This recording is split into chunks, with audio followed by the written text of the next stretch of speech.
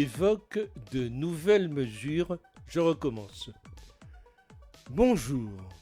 Emmanuel Macron évoque de nouvelles mesures face à la troisième vague, et ce, sans tabou.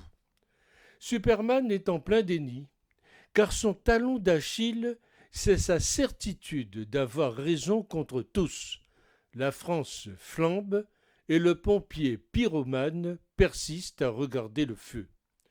Un irresponsable presque aussi borné que certains dirigeants totalitaires connus, espérant de tout cœur, pour la mémoire des Français déjà décédés et ceux à venir, que ce président retrouve le bon sens, s'il en a eu un, car là on a atteint la limite du supportable.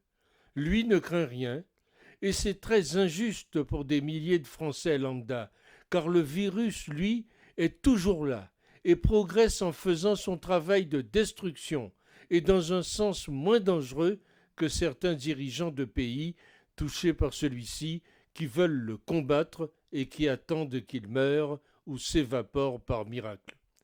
Car personne n'ose lui dire ces quatre vérités en face, que ce soit les politiciens élus, les administrations kafkaïennes et ses fonctionnaires bornés, les gouvernements ou ses conseillers, voire même ses scientifiques dits émérites.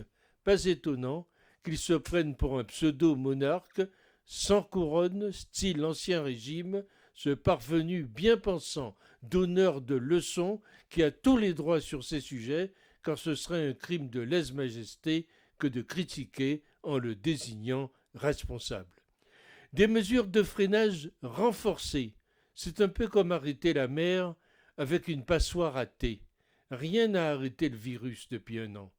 Tout ce que le gouvernement de Macron a su mettre en place pour lutter contre la Covid, c'est des confinements et des attestations, pas moins de 3 en service actuellement. Pas de mea culpa, c'est normal, car Jupiter ne se trompe jamais. La déclaration de M. Macron ne montre aucun respect pour les soignants et pour les nombreux morts causés par ces décisions.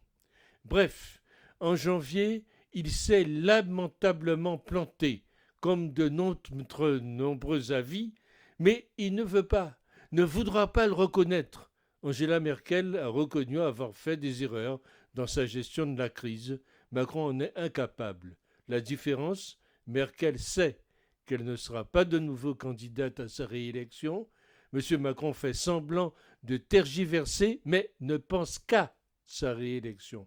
Et pour cela, il lui faut sans cesse ménager la chèvre, le chou et les pommes de terre qui vont avec. L'argument selon lequel les prévisions des spécialistes ne se sont pas réalisées comme prévu est un mensonge.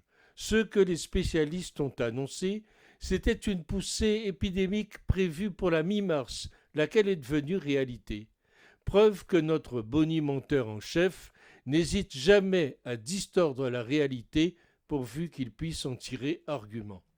Preuve enfin et surtout du manque d'éthique caractérisé de cet illusionniste tableur et vaniteux.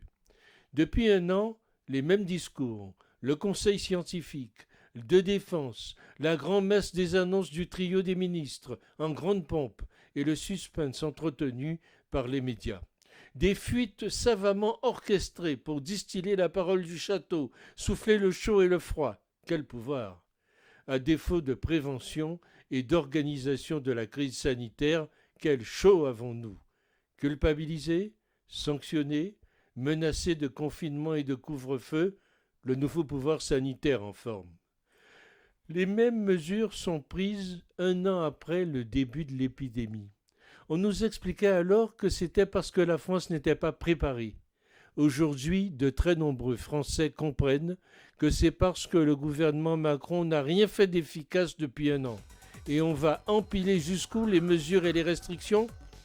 Le déni est la dernière planche de salut à laquelle s'accrochent ceux qui ont échoué et qui n'ont ni le courage ni la lucidité de l'admettre.